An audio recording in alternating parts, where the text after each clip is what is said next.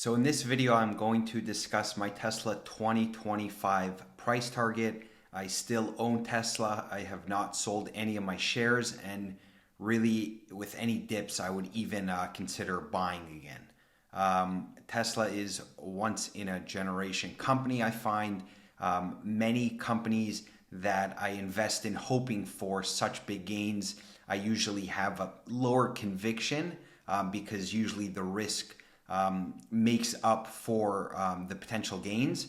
However, when it comes to Tesla, I still feel like Wall Street is missing the bigger picture, and I kind of like that, and that gives me the opportunity to hopefully grow my position given the markets continue to go down, and Tesla comes along with that.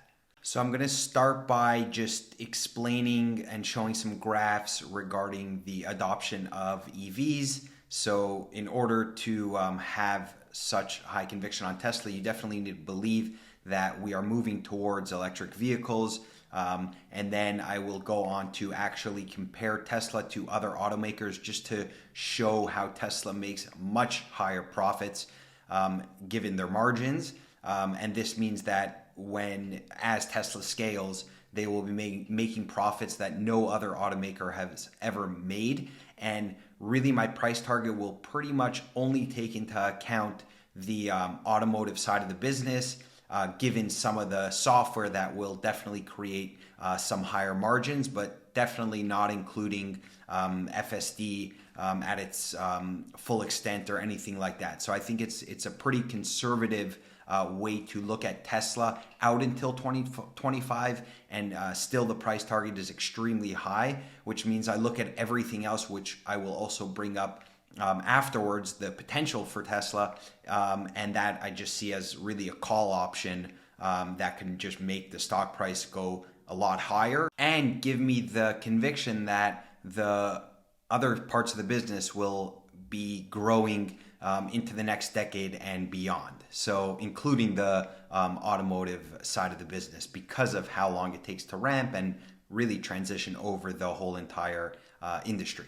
So the first point that I'm going to focus on is that it's pretty much inevitable that we are going to transition towards the electric vehicle market taking over the internal combustion engine.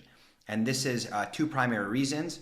One is because already electric vehicle is more efficient, cost efficient, when you take into account the lifespan of the vehicle in terms of charging versus getting gas, and in terms of maintenance, you have to take the car in much less. You don't have oil changes and all that.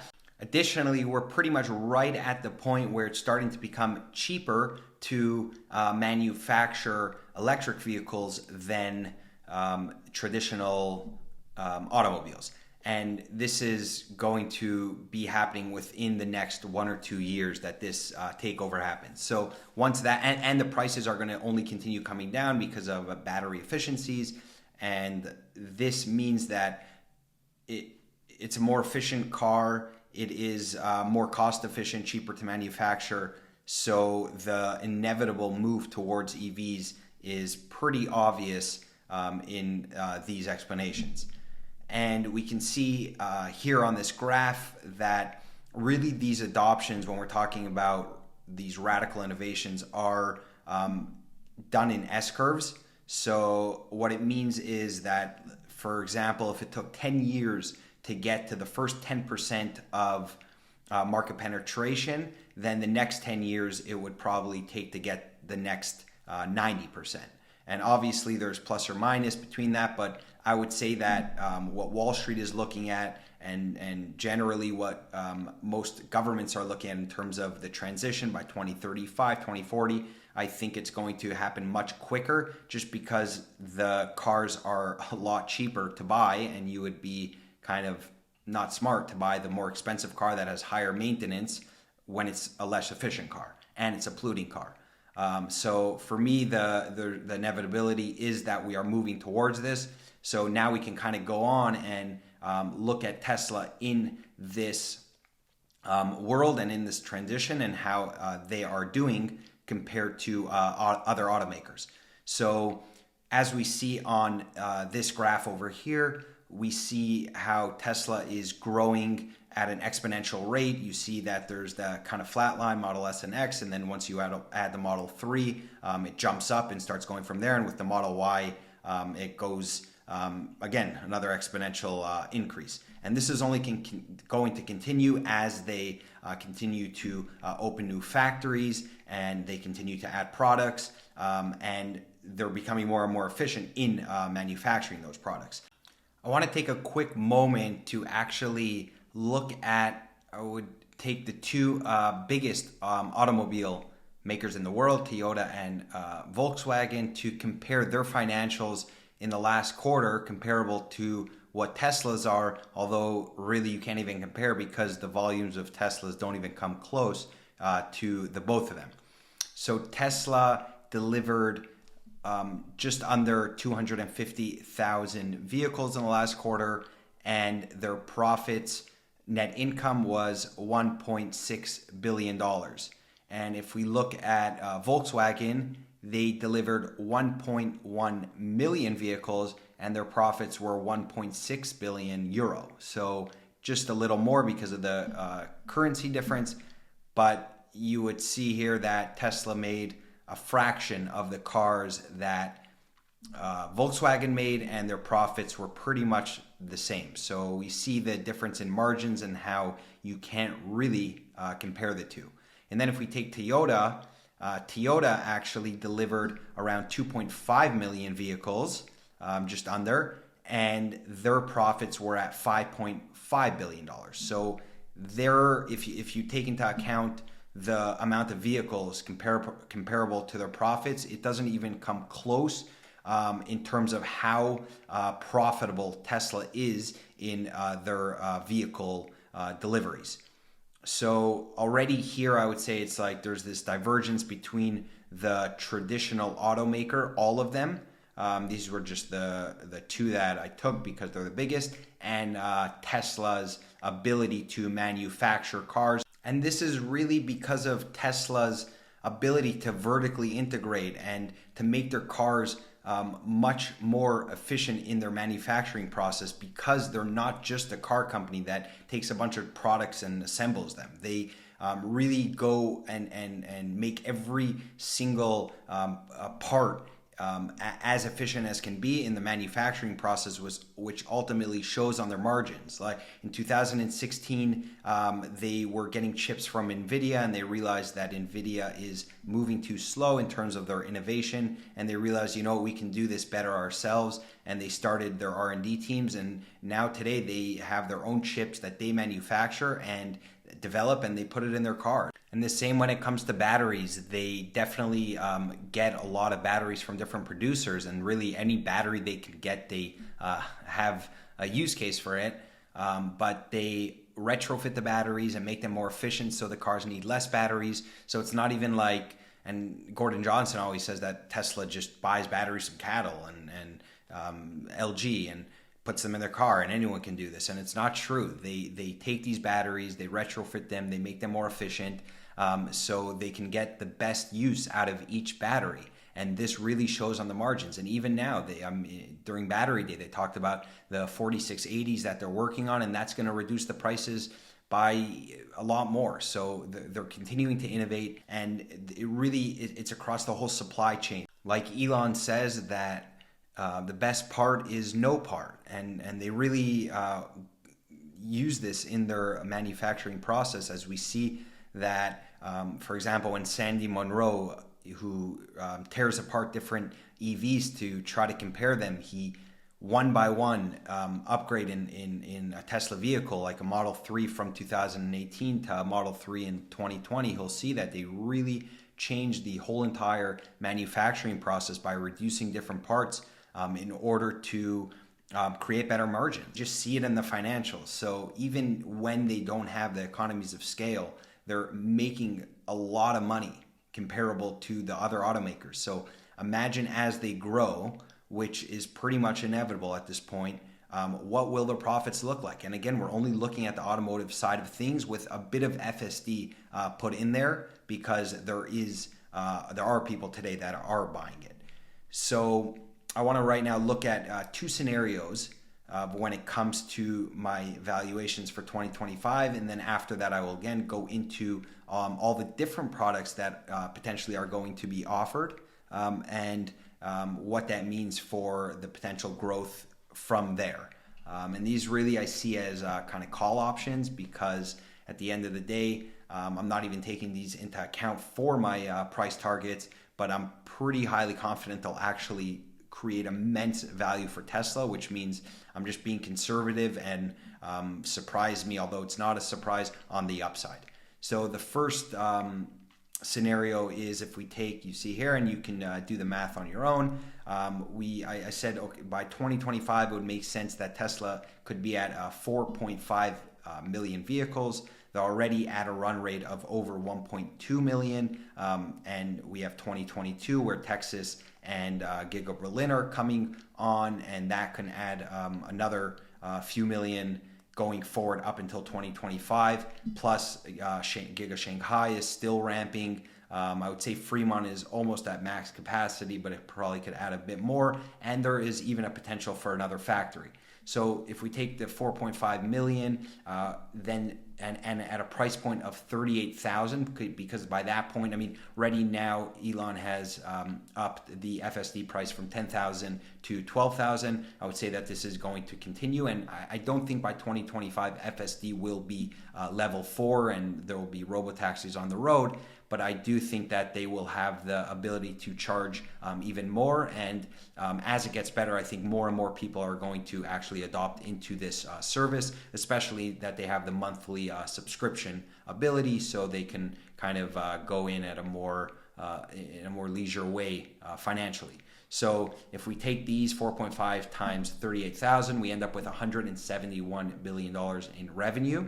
And by taking the same profit margins that they have today, although with economies of scale, I'm sure this will grow, but I want to keep it conservative, the net income will be $20.5 billion.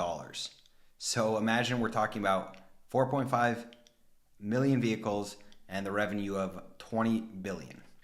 And if we take the 1 billion outstanding shares and we divide that by 20.5, you get 20.5 earnings per share. We divide that by the stock price we have today, 1,050, and that would mean that it's a PE of 51 in 2025.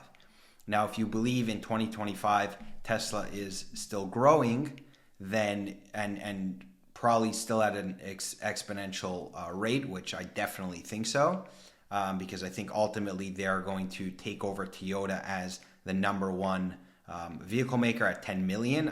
Toyota at that point will probably be a lot less, because I think it's only going to be coming down because they don't have any electric vehicles. So I think that they will at least get to 10 million. So it's still a doubling from there. I think still more. And again, we're only on the automotive side. But if we give it 100 PE, then that would put the stock price at $2,050. And really, I am being extremely conservative in this scenario, because it doesn't really make sense that their profit margins would stay the same as they, first of all, reduce the cost of their batteries. Their FSD price grows. Their profit margins grow because of economies of scale. Like right now, even in the last quarter, which we don't have the profits yet, we're still going to have to wait for that on January 26th. But they produced only 308,000 vehicles. We're talking about now jumping to 4.5, and we're talking about pretty much the same labor. And it's, I mean, you're hiring some more people and all that, but ultimately you end up costing much, much less per vehicle as you ramp up. So I want to look at now the second scenario, which is really, both of these scenarios, just to note, are less than, for example, Gary Black is a huge Tesla investor, has been for a few years now. He really hits on a lot of his targets. He knows Tesla very well, and his targets for both scenarios are higher than this. And also Stephen Mark Ryan on solving the money problem, his targets are way higher than this.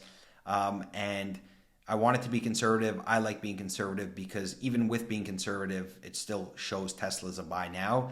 And again, we're only talking about the automotive side of the business, and nothing more. So in the second scenario here, you can also do the math. You take 5 million vehicles, so we're only adding 500,000 at a $45,000 price target, and this is if FSD is a little better than expected. Plus, I would say Tesla Insurance could definitely add to those margins and other software capabilities by then.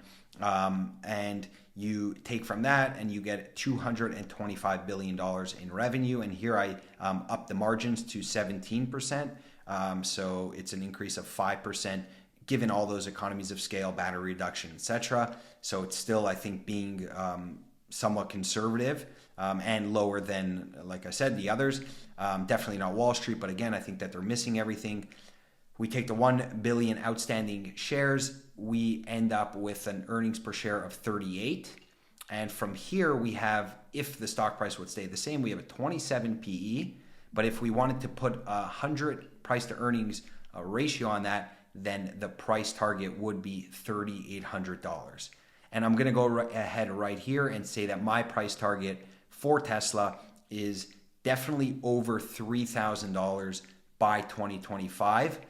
The reason why I would say it can be a lot more than that is because we're still not talking about all the different call options, as I would say, that I am going to discuss in a moment. And obviously, if it's less than this, I would be very surprised. And this could obviously happen because of some macro event that happens that pulls down the whole market, or some unforeseen event to Tesla. But really, I see them as having a clear roadmap to becoming that dominant player. So it's hard for me to believe that Tesla will not triple by 2025. And that is why, for me, it is definitely a good buy. And given the different product lines that I'm about to discuss, it just adds to that thesis.